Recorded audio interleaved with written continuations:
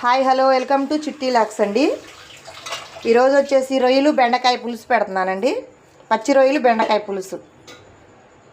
వీటికి కావాల్సిన పదార్థాలు చూపిస్తానండి నా స్టైల్లో ఎలా వండుతాను. రొయ్యలు అండి, ఇవి వచ్చేసి పసుపు ఉప్పేసి క్లీన్గా కడిగేసింది మా అమ్మాయి. విజయవాడ వచ్చాలండి, మా అమ్మాయిల ఇంట్లో ఉన్నాను. అయితే కొంచెం చున్నిల్లిపాయలు, అల్లం, ఒక టమాటా వేసానండి. ఇందులో పెద్ద ఉల్లిపాయ కూడా ఒకటి వేయాలి. చెక్క లవంగా వేసి మిక్సీ పడదాం. ఇందులో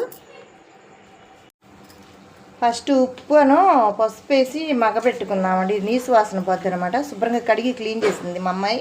పసుపు వేసి ఉప్పు వేసి ఉడకబెడదాం. కొంచెం ఇదిగోండి, ఫస్ట్ ఆనియన్స్ వేసి ఫ్రై చేద్దాం. ఎందుకంటే కొన్ని మిక్సీ పట్టాం కాబట్టి గ్రేవీ కోసం మరీ ఎక్కువ వేసి తీపి వచ్చేస్తుంది కూర.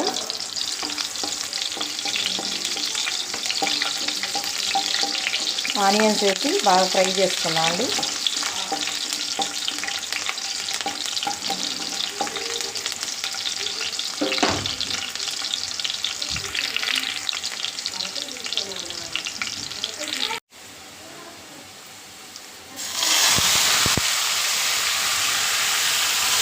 మసాలా కూడా వేసాను.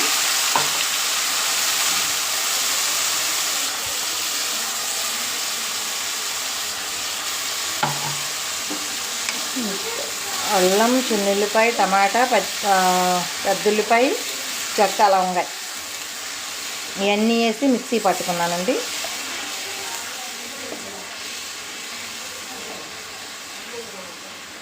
నా స్టైల్లో రొయ్యలు బెండకాయలు పులుసు, పచ్చి రొయ్యలు బెండకాయ పులుసు.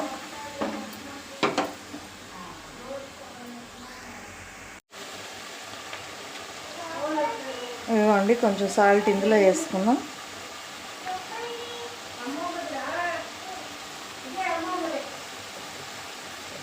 పసుపు కూడా కొంచెం వేద్దామండి. మగ్గ పెడదాం. ఇదిగోండి, కరివేపాకు వేస్తున్నాను, పచ్చిమిర్చి,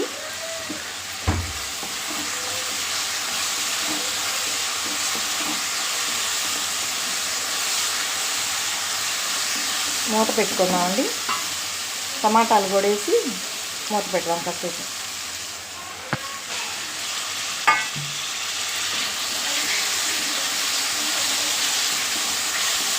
మగ్గుతాయండి, కాసేపు మూత అట్ట పెట్టించుకొని.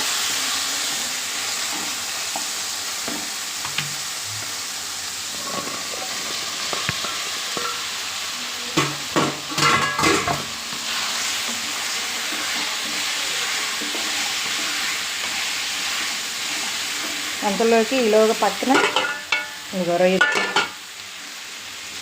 మగ్గుతున్నాయి. అమూల్య, రైస్ పెట్టేయకూడదు.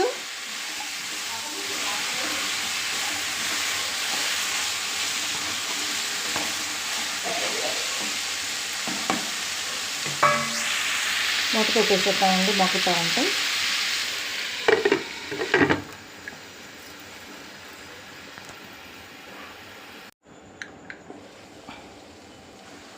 చూద్దామండి ఎంతవరకు వచ్చిందో.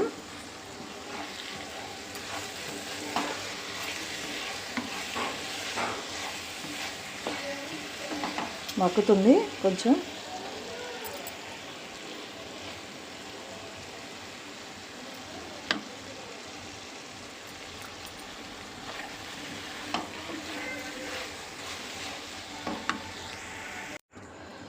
రొయ్యలు మగ్గినాయి అండి. ఇందులో వేసారు రొయ్యలు కూడా. ఇప్పుడు సరిపడినంత రుచికి సరిపడినంత కారం వేసుకోవాలి, గరం మసాలా వేసుకోవాలి.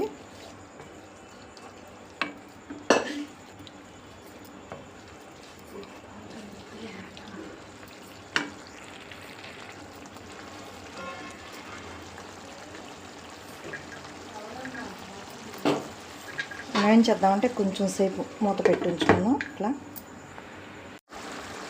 అండి, రుచికి సరిపడ కారం వేసాను. ఇవి గరం మసాలా కూడా వేసేస్తున్నానండి. అయితే ఈ గరం మసాలాలు పొట్లలో గరం మసాలా ఉన్నాయి.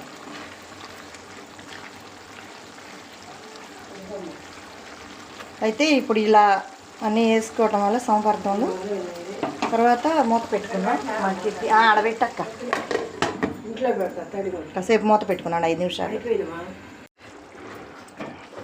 రొయ్యలు బెండకాయల పులుసు ఉంటేనండి ఎంతో టేస్టీకరంగా ఉండే బెండకాయ పచ్చి రొయ్యల పులుసు. మీరు ట్రై చేయండి. ప్లీజ్ లైక్ షేర్ చేయండి, సబ్స్క్రైబ్ చేసుకోండి. ఉంటానండి.